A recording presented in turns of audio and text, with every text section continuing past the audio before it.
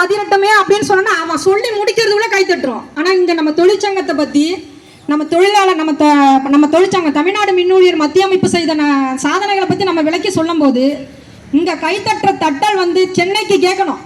இங்க உட்கார்ந்துருக்க எல்லா தோழர்களுக்கும் தான் நான் சொல்றேன். தூங்குறீங்களா, தூங்குற மாதிரி இருக்கீங்களா? அனைத்து தொழிற்சங்க நிர்வாகிகள் பேசுற ஒவ்வொரு விஷயங்களையும் தயவு செய்து காது கொடுத்து கேளுங்க. எதனால சொல்றேன்னா, என்னென்ன நடந்துகிட்டு இருக்கு, இனி என்னென்ன நடக்க போகுது, நம்ம தொழிலாளர்களை நம்மளை எப்படி நம்ம காப்பாத்திக்கணும், எப்படி இருந்தா நம்ம இந்த வாரிய பணியில நீடிக்கலாம் அப்படிங்கிற அந்த மன எண்ணத்தோடய இருங்க. அந்த செம்மறி ஆடு இருக்குல்ல, ஒரு ஆடு எந்த பக்கம் போதோ அதே ஆடு பக்கம் எல்லா ஆடும் பின்னாடியே போகும். எதுக்கு அந்த ஆடு போகுதுன்னே தெரியாது. அந்த செம்மறி ஆடு எதனால அந்த ஒரு ஆடு எதுக்கு போகுதுன்னு அந்த பின்னாடி போற ஆட்டுக்கு தெரியாது. ஒரு ஆடு போகுது, அதனால அந்த ஆடு பின்னாடியே போகுது. அது மாதிரி தயவு செய்து இருக்காதீங்க.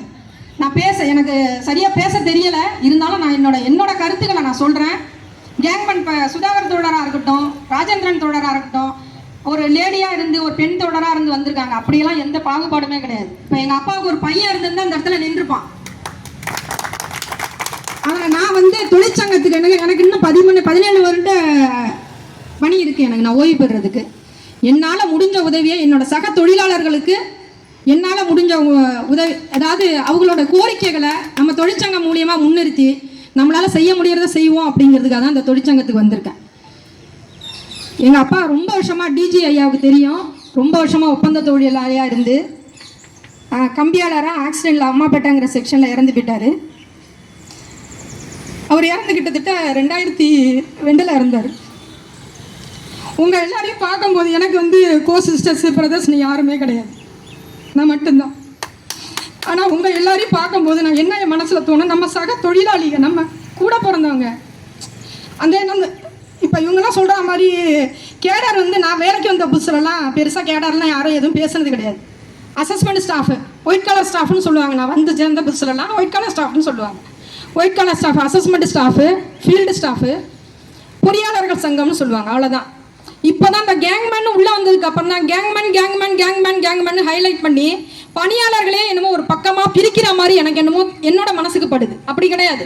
மின்வாரிய பணியாளர்கள் அனைவரும், சேர்மன் உள்பட, இது ஒரு குடும்பம். இந்த குடும்பத்தில் இருக்க நம்ம அனைவரும் ஒரு உறுப்பினர்கள். அவ்வளோதான். கல்வி தகுதி அடிப்படையில் அவங்கவுங்க அதிகாரிகளாக இருக்கும், ஃபீல்டில் களப்பணியாளர்களாக இருக்குங்கிறது வேற. ஆனால் நம்ம அனைவரும் மின்வாரிய பணியாளர்கள் என்பது தான் உண்மை.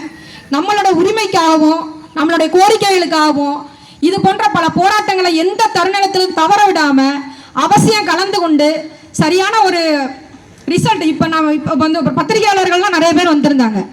இந்த கூட்டத்தை பார்த்துட்டு கண்டிப்பாக தலைமையிட எனக்கு தெரிஞ்சு தஞ்சை மண்டலத்தில் தான் இவ்வளோ ப்ராக்ரஸ் கம்மியாக இருக்க மாதிரி எனக்கு தோணுதுன்னு நினைக்கிறேன்.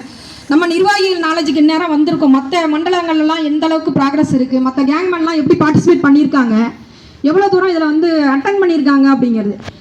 போராட்டம்னு வந்தால் சம்பளம் இப்போ ஒரு அரை மணி நேரத்துக்கு முன்னாடி நான் ஆஃபீஸில் கேட்டேன். நான் ஆர்எஸ் ஆகி 9 வருஷம் ஆகிட்டு, செலெக்ஷன் கிரேடு. அதில் ஒரு 3 நாள் பின்னாடி தள்ளி போயிட்டேன். நாங்கள் என்ன காரணம்னா ஸ்ட்ரைக்கில் கலந்துக்கிட்டதுனால. நாங்கள் எனக்கு தொழிற்சங்கத்தில் நிர்வாகியாக பொறுப்பு கொடுத்து இப்போ ஒரு 6 மாதம் தான் இருக்கும். ஆனால் அதுக்கு முன்னிலேருந்து நான் வேலைக்கு சேர்ந்ததுலேருந்து இப்போ தான் இருக்கேன். எந்த போராட்டமாக இருந்தாலும் என்னோட வந்து அதை பங்களிப்பை நான் கொடுப்பேன்.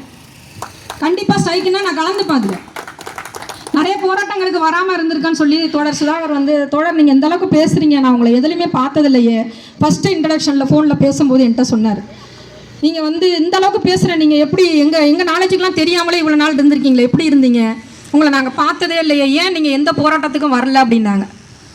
என்ன காரணம் என்னன்னு எனக்கு சொல்ல தெரியல. ஆனால் இதுக்கு மேலே நம்ம இப்படியே உட்கார்ந்துருக்கக்கூடாது. இது வரைக்கும் இருந்த மாதிரி, அதாவது ஒரு வெற்றி இருக்குது அப்படின்னா, ஒரு மாபெரும் வெற்றி இருக்குது அப்படின்னா, இப்போ நம்ம தமிழ்நாடு மின்னூழியர் மத்திய அமைப்பு வந்து மிகப்பெரிய ஒரு இயக்கம். அந்த இயக்கத்துக்கு பின்னாடி எவ்வளவோ நிர்வாகிகள், எவ்வளோ தலைவர்கள் அவங்களோட உழைப்பை கொடுத்துருப்பாங்க. இந்த குடும்பத்தில் இவ்வளோ தூரம் வந்து நம்ம பொதுச் செயலாளர் ஜெயசங்கர் சார் வந்து தோழர் வந்து சொல்கிறாங்க, இப்படி கேங்மேன் பசங்களுக்கு வந்து கேங்மேன் பசங்க இனிமேல் வரக்கூடிய வாரிசு வேலையில் வரக்கூடிய பணியாளர்களில் நம்ம தமிழ்நாடு மின்னூழியர் மத்திய அமைப்பு வந்து கவனம் செலுத்தி அவங்கள நம்ம தொழிற்சங்கத்தோட நல்லது கெட்டதுகளெல்லாம் சொல்லி அவங்கள வந்து எந்த விஷயமா இருந்தாலும் அவங்கள கலந்துக்க வைக்கணும். காரணம் என்னன்னு கேட்டிங்கன்னா, நம்ம வீடுகளில் அப்பா இருப்பாங்க, அப்பாவுக்கு அப்புறம் ஒரு அப்பா இருக்காருன்னா அப்பா, பையன், பொண்ணு எல்லாரும் இருப்பாங்க. அந்த அப்பா என்ன நினைப்பாரு, நம்ம நல்லா இருக்கும் போதே நம்ம பையனை நல்ல நிலைமைக்கு கொண்டு வந்துடணும், நல்லா படிக்க வச்சிடணும், இல்லை ஒரு நல்ல வேலையில் அவனை உட்கார வச்சு அழகு பார்க்கணுன்னு இங்க இருக்க எல்லாரோட தகப்பன்மார்களும் அதை நினைச்சிருப்பாங்கல்ல.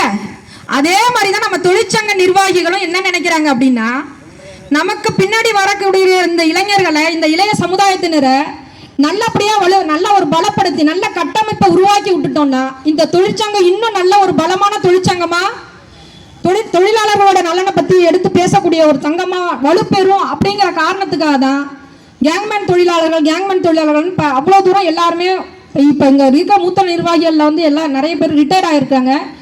இன்னும் சில ஆண்டுகளில் ரிட்டையர்ட் ஆக போகிறவங்களும் இருக்காங்க. ஆனால் உங்களுக்கெல்லாம் சர்வீஸ் பார்த்தீங்கன்னா இன்னும் நிறைய ஆண்டுகள் இருக்கும்.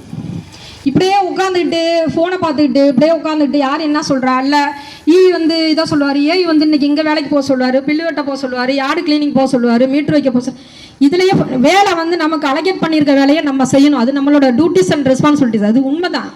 அதே சமயத்தில் நமக்கான இந்த மாதிரி போராட்ட களங்களை தவற விடாமல் தயவு செய்து பயன்படுத்திக்கிங்கிறத என்னோட வேண்டுகோளாக வச்சு இந்த போராட்டம் வெற்றி பெறணும்னு சொல்லி நான் வந்து ரொம்ப கேட்டுக்கொள்கிறேன். நன்றி, வணக்கம். வாய்ப்பளித்த அனைவருக்கும் நன்றி.